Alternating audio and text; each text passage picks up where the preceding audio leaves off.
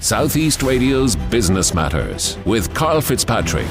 Well, higher education institutions are the clients for two successful businesses owned by Piero Tintori. Piero joins us now to discuss Terminal 4 and Better Examinations and how they are aiding digital transformation within the higher education space. Piero, before we discuss these businesses, I'd like to get an insight into your own career.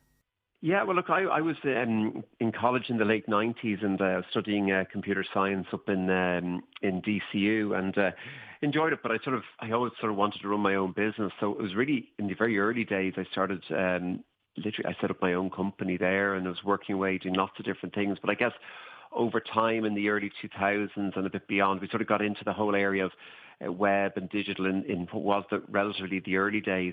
But actually then what happened was we started to work with a lot of public sector bodies and universities and so on, helping them. What ultimately we got to was building a software platform to help them manage all of their web infrastructure, so all their websites and everything they do around the web. Really it was sort of in the 2000s and sort of the around 2012, 2013, that's when we really felt like, we wanted to buy into a strategy that would actually work for us around helping universities. And that's where sort of the current strategy around the company really sort of came together. So talk to us about the service offering that you provide to higher education providers. Where we came from was really we built a software platform. So what really, if you think about it these days, students, when they're researching universities, it's very different to how it was before.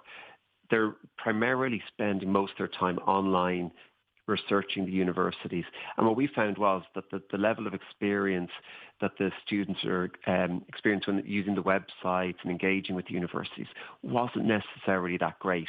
So we felt, well, look, hang on, if we can provide universities with a platform to help them engage better and offer better experience to students that are researching their universities and colleges, there was a real opening there. And that's where we sort of built out our software platform to help universities and colleges do that. And then really from there, we really were seeing that the universities really needed to up their game in terms of having a really good experience for students. And that's where we sort of got into some other areas like the Better Examinations platform that you mentioned there. And what can Irish universities learn from their international counterparts? Yeah, I think I think definitely in Ireland, I think a lot of the universities it's not as competitive as in some countries. I think there's definitely countries around the world where things are done very, very well. Like the Australian universities are absolutely superb with foreign student recruitment. They do really, really smart things. So they use a lot of the best practice digital marketing techniques to try and engage students. In the US as well, they're absolutely superb with engaging with the members of their alumni community for fundraising. And I think if you look at these different countries around the world, they're all good at certain things. And I think there's a lot in Ireland that can be learned from some of the universities internationally. Because in Ireland, number-wise, there's not a huge number of universities where, like in America, I think there's 1,400 universities that would have more than 2,000 students. And when you get to that those sort of numbers, the universities really have to be, at the top of their game to recruit the best students.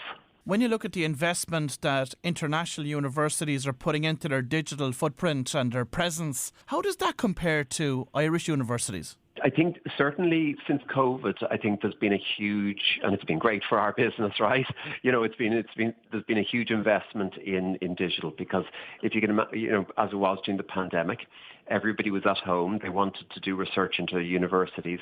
So if you went to a website that wasn't great, that was your only way you could research that university. You couldn't go to an open day. You couldn't engage in other ways. So that suddenly put the spotlight. We saw a big change in budget that a lot of people that were still putting a lot of money into things like billboards and other forms of advertising. It really has moved more into digital. I think in terms of the budgets, I think we're seeing. I think in Ireland it's very much split. The bigger universities are putting a lot into digital. I've seen really good stories. For the bigger universities, I've seen them achieve a lot. I think for the smaller universities and those that were in the Institutes of Technology, I think there's more investment required in Ireland relative to peers in other countries. Like we're seeing universities in the UK that would be similar size to the smaller universities in Ireland, and they're putting multiples of the budget into digital. So I think in Ireland, it's really in two parts. The bigger universities are investing heavily. The smaller universities, I would feel, they're not investing enough to make themselves stand out from the crowd. And Piero, you also established Better Examinations, but why did you feel that there was a need for this business? Yeah, well, something of what we felt was when we were talking to universities, like we always think about there's two ways we can help universities. Firstly, we can help them engage with the students by offering a good experience. And then also we can help them be more efficient, in terms of digital transformation. And we were looking around, and I ended up bumping into a great guy, Dan Hobbs, who had set up Better Examinations originally. And it just looked like a really good opportunity for us to expand out our offerings and help universities in more ways. And then very soon after the pandemic started, right? So then we sort of like had started to get some movement, and then suddenly, people couldn't sit exams in a room, anymore. So that suddenly just gave it a great injection of momentum. And really what the platform does is it helps universities and colleges deliver exams online. So you're not in the old exam hall, writing for 3 hours and your fingers falling off your hand because you're probably not writing most of the rest of the year anyway.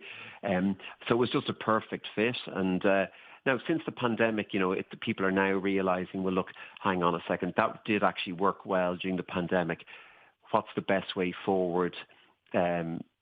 And to be honest, that's the sort of market we've tapped into on that part of the business, and it's a very interesting one for us. So how does Better Examinations actually work? We have organisations, we have universities and colleges using the platform. We have people like the Law Society in Ireland run all their exams through our system. So what it does is it gives the option for these organisations to allow either students to undertake their exams remotely in a sort of secure way where, to make sure there's integrity around the exams and to try as much as possible eliminate any cheating, but also gives a lot of flexibility in that people, say for the Law Society exams, can actually sit them from anywhere ultimately in the world. Or what is actually a little bit of a hybrid model, which is becoming a little bit more popular with the universities, is where maybe they're still done in an examination hall, but actually you're just answering the questions on a laptop. And of course, you are working closely with many international higher education providers. So how concerned are they about the emergence of ChatGPT and what it may mean for the integrity of the assessment process? Yeah, so we work with, I think it's now 240 universities or so and colleges around the world. And I think, look, the whole ChatGPT topic is a very, very big one in the assessment world. But my view, as well as many, many people in this area, is that it's not going away. And I think where there's a lot of people initially jump to well, how do we detect people using ChatGPT and other tools?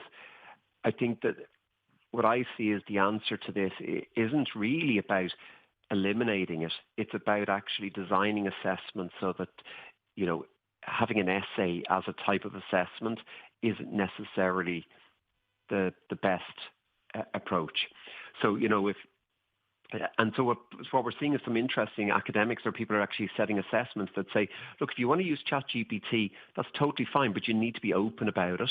But also then you need to consider that sometimes ChatGPT isn't correct. Sometimes ChatGPT, can feed stuff back to you in a way that it's also very limited about what it knows, particularly in certain topics. So what we're really seeing is the academics academics who really understand this, what they're doing is redesigning how they're assessing students to take into account these tools that are coming out there. I think those who are focusing on detecting use of ChatGPT, these tools are going to get better and better and better very, very quickly, and that's probably going to be a race that you'll never win. But definitely everybody's talking about it in the assessment world. Like it's literally a topic that I see being talked about every day at the moment. And what are the emerging challenges that are going to be facing universities over the next 5 years from a digital transformation perspective? If you think about the digital experience that universities are offering, so when a potential student first visits the university website and wants to find out, even starting off with very, very basic information, right through to searching for courses and degrees that they could study, right through to maybe for, say, non-CAO courses, it might be things like, they want to even just sign up to it or so on. That experience is becoming really important.